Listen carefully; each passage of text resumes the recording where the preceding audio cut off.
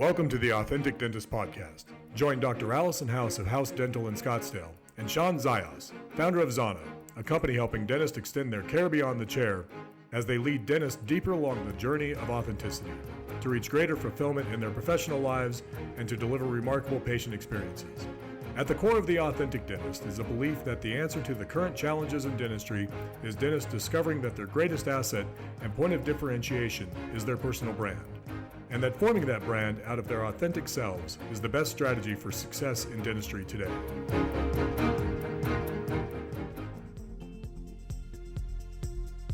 So this podcast is brought to you by Zana, and Zana makes electric toothbrushes, but it's more than that. They have a program that'll grow your practice with their electric toothbrushes. Hey guys, this is Shawn and Allison with the Authentic Dentist Podcast, and we're going to bring to you guys today an honest conversation about what we're going through, as real and authentic as we can. So let us dive right in.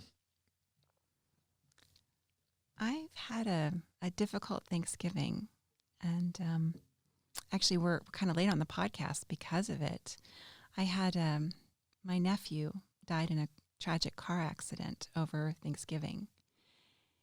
And we all deal with tragedy and challenges in our lives, but we still have to be doctors. And then I'm struggling with how to be authentic and still be professional. It's been a strange couple of weeks. So this podcast, I feel like it's even a little different than some of our other ones where, Allison and I normally have a pretty good outline and we have some kind of points that are really clear that we know we want to help and share with you guys. And yet this one really is like inviting you into our journey. Allison with the very recent tragedy she just mentioned, me 20 months ago when my mom passed, and what work looked like for me right on the heels of that, And for me, it was definitely a challenge because I don't know, no one told me this is what you do. And I don't think there is a this is what you do. I've looked. There doesn't seem to be a guidebook for how do you deal with grief. And not just how do you deal with grief, but how do you deal with grief in the professional setting of your practice keeps moving forward. In my scenario, my dad is the owner of 2 or 3 of the companies. I'm the founder of a different one. And since my mom is his wife, I knew acutely the pain that he was going to go through was going to be so intense that for some, I personally just decided to kind of almost numb out and try to be there for the people in my life that I knew were going to be in pain from it. So again, we were talking was it wrong? Was it right? I don't know. So I shouldn't have said there wasn't a guidebook for grief. There's tons of guidebooks for grief, but there doesn't seem to be a guidebook on running your business in the middle of trauma. And yeah. So what did you do? Here it is. This news happens and you find out about it on Thanksgiving. Your practice is then open when next? So we were open on Monday, and I went back to work on Monday, even though people kept wondering, maybe I should stay home for a week. People like your team kind of wondering? Or a even lot family? Of people asked me that knew the situation. Okay. And maybe I should back up a minute. When I call him my nephew, but he wasn't actually my nephew. He was my husband's second cousin, but he came and lived with us for the last year, and he spent a lot of summers with us before that. We spent quarantine together. We got him graduated from high school. I moved him up to Boise to start his life. I was very close to this kid. I spent every day going for a walk with him. I was very close to him. So to have him die has been, I won't say like losing a kid, but it's close. It's the closest I hope I ever come. Because it's you practically adopted him into your life for 18 months where you loved him as your own. We did. He was a great kid, and he just had not been given a great start in life. And so we wanted to give that to him. But yeah, he'd been at my house since he was 9 years old during the summer. I mean, he was definitely part of our lives. It wasn't like he lived in a different city or anything. He was part of our lives. I went back to work on Monday and saw patients all day, just like you were talking about, sort of numb. And I didn't really know how to answer the questions. How was your Thanksgiving? Because this is the authentic dentist. I'm supposed to be authentic. And yet it really didn't seem appropriate to say, oh, well, it was terrible, because it wasn't really like they were asking me that. It was a greeting, kind of. So the whole week, people would say, so how was your Thanksgiving? And I would say, it was fine. How was yours? And we just move on, which doesn't feel totally authentic, but I think it was the best way to deal with it then. Well, but that's the tension. It's like, okay, depending on this patient, if they didn't know already that you, I don't know, if they didn't know enough about your personal life, let's say to ask about something going on, like, does it really make sense to take them to such a depth of intimacy, of pain, of sorrow, and of transparency? Like, is that professional in that context, even if it looks like it's authentic? And my decision for me was that no. That at that moment I needed to be a doctor, and that was how I was going to react. However, I did call my team on Sunday before we went in and told them, because I didn't want them to walk in on Monday morning to all of this. I didn't want to drop a bomb on everybody Monday morning right before we had patients coming in. So when did you post publicly? Maybe it was Tuesday or Wednesday, when I felt like, okay, I do not want to keep telling people this. Wait, so your Facebook post was that far removed from Thanksgiving? Yes. Oh, wow. Okay. Okay, so that's why your team would not have found out because of a Facebook post. No, I don't think so. And we're not friends on Facebook anyway. Because, you have to keep some level of professionalism. Yeah. But so I did. I called them on Sunday and told them what had happened. I told them that I was coming in Monday. We were going to work the week. And I also called some reinforcement. I called in my mother-in-law to come and answer phones, because I just felt like I would be able to treat patients and do nothing else. And my team was very helpful and understanding, and they've been wonderful. Yeah, I think part of being authentic is not I'm telling everybody about it. It's who do I need to tell? And you walked it out very authentically with those that needed to know. Like your team, I think it would have been very strange had you tried to show up on Monday and not let people know what was going on. And all of a sudden they're like, well, Allison seems a little closed, maybe. It seems like we can't read her. We don't understand what's going on. Because for someone that is as honest and open as you, I think that would have been sending some like confusing signals, don't you think? And I've learned this the hard way, that you never want to walk into a business situation and drop a bomb like, this has just happened to me and I can't function. You need to give some people a little time to process. So what did you do? I mean, your mom passed. Did you just go to work the next day? Oh, man. I don't even remember the timetable. Oh, yeah, it was on a Friday. It was a Friday morning, like at 12:40 or something like that. So we had, we did not go to work during her like final days when it was home hospice, because it was very clear, this is your time with your mom. This is the boss's time with his wife. We don't know what's going on, but it's a medical emergency. And yeah. So then we had Friday, we had Saturday, we had Sunday. And I'm pretty sure I went back to work Monday. Yeah.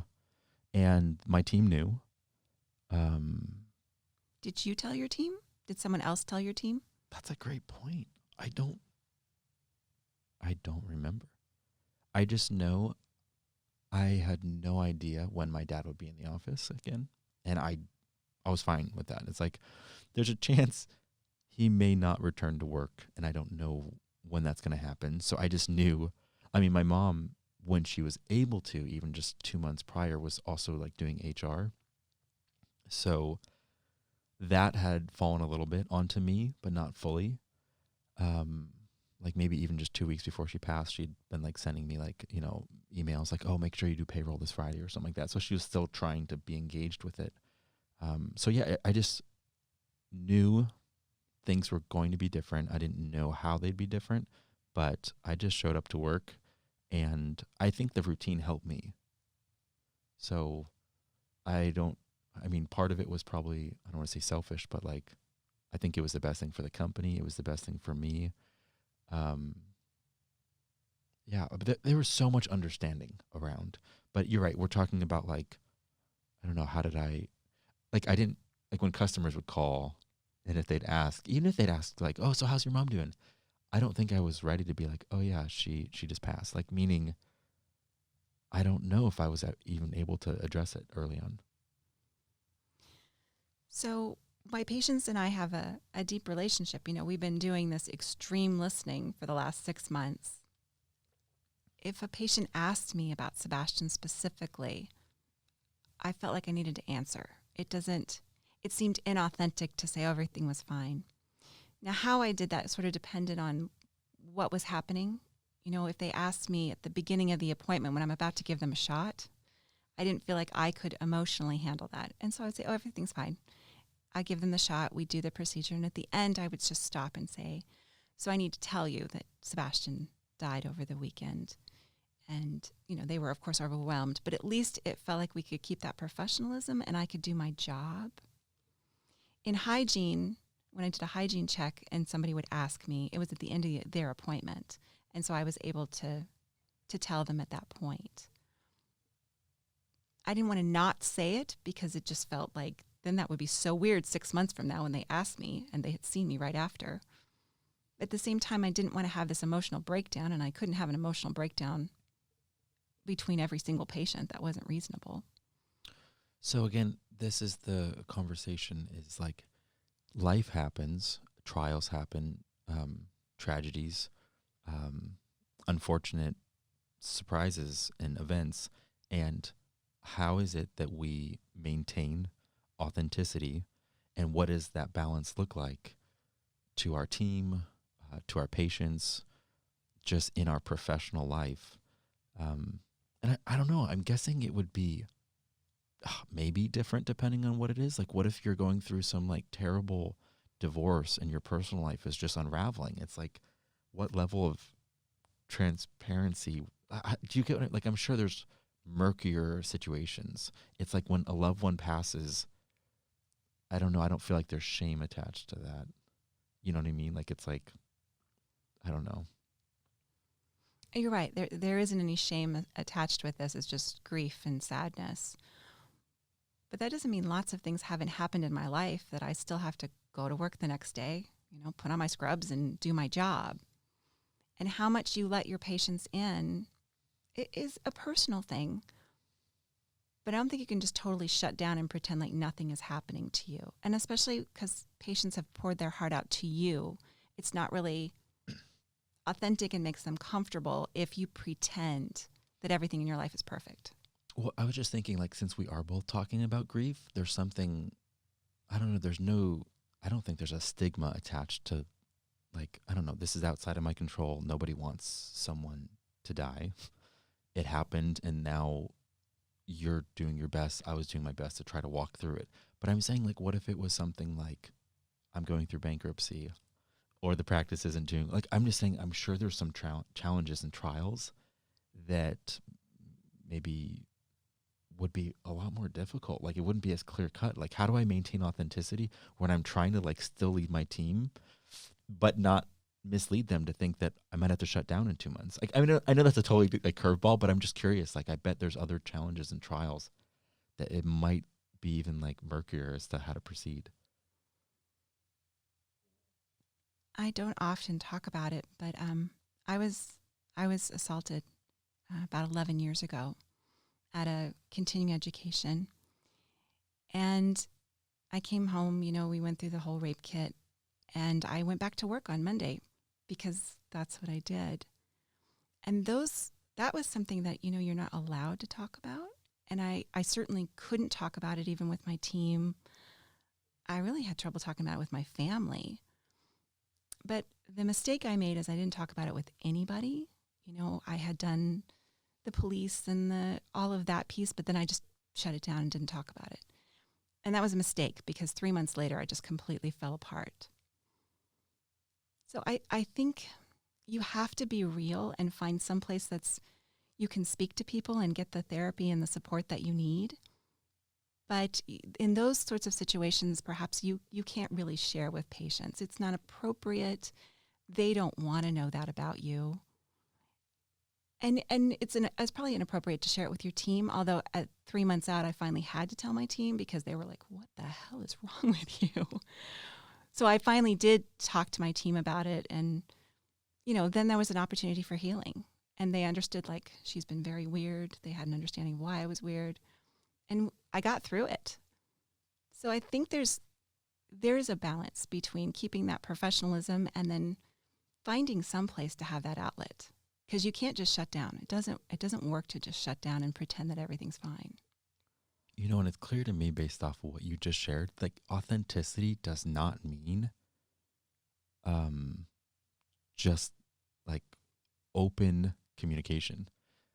As if like, oh, well, to be authentic, it means if you've gone through something, you just have to be an open book and share with anybody. And it's like, no. And I'm glad, like you said, I think if you maybe had been more authentic at that time, saying, I need to share with somebody. I need to, whether it's professional help, whatever it is. But I honor you for not sharing it haphazardly with your team, with patients. Like, I think that was a lot of wisdom. And I just honor your courage to even share it right now, Allison. It still feels awkward, even though we're in this Me Too time.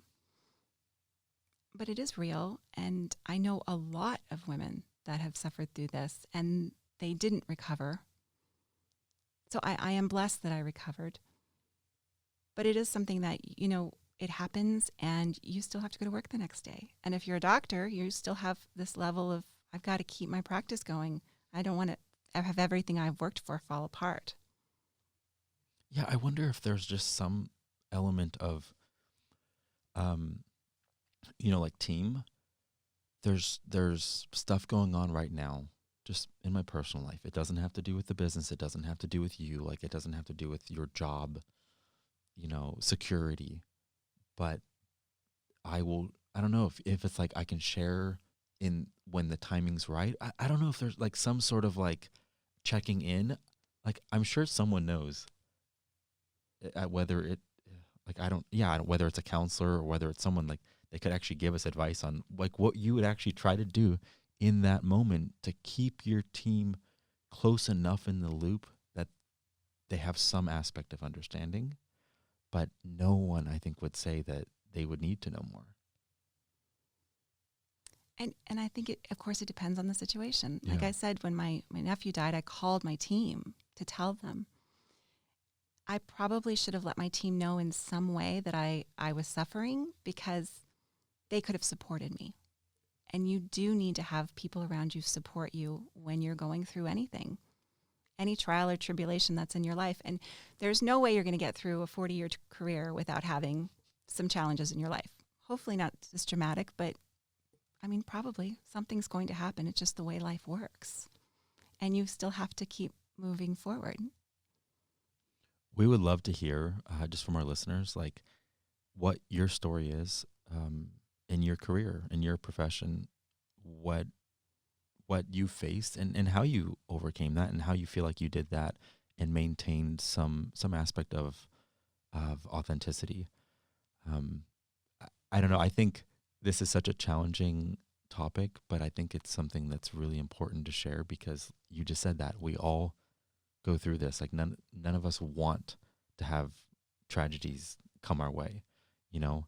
And I think that is so important. Like when I went through that, my team was so amazing. Really, we had just hired someone 3 weeks before it happened. She even came to the memorial, even though she had never met my mom. And the way that I was able to lean on my team made the difference. That was a season that could have just broke our business. And instead I was able to to trust my team were able to get through it and even become stronger after that? Well, it's a team. I always come back to, it's like a basketball team. And you always have to have everyone on board and at their best. But if you have a team member that's down, the rest of the team needs to know what's happening so they can compensate. It's better to have a team that's got your back and knows what's happening than to hide behind a wall and have everyone just gossip. It's better to just be upfront, because you would want your team member to tell you something had happened so that you could support them. And then if they had trouble, you could figure out what needed to be done. So if someone right now is in the midst of this, and let's say it was something that maybe wasn't as, again, didn't have a stigma attached to it, instead of it just being grief, if it was something that was a little bit more personal and they don't know what to do, what would you say to them? Talk to somebody. During the assault, it was very difficult to talk to my husband because he was so overwhelmed with all of it too.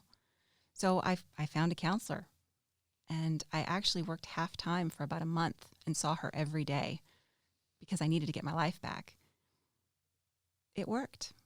That doesn't work for everybody, but find somebody to talk to, reach out, because all of these things are things that we all walk through, and there are answers. You just have to look and not hide.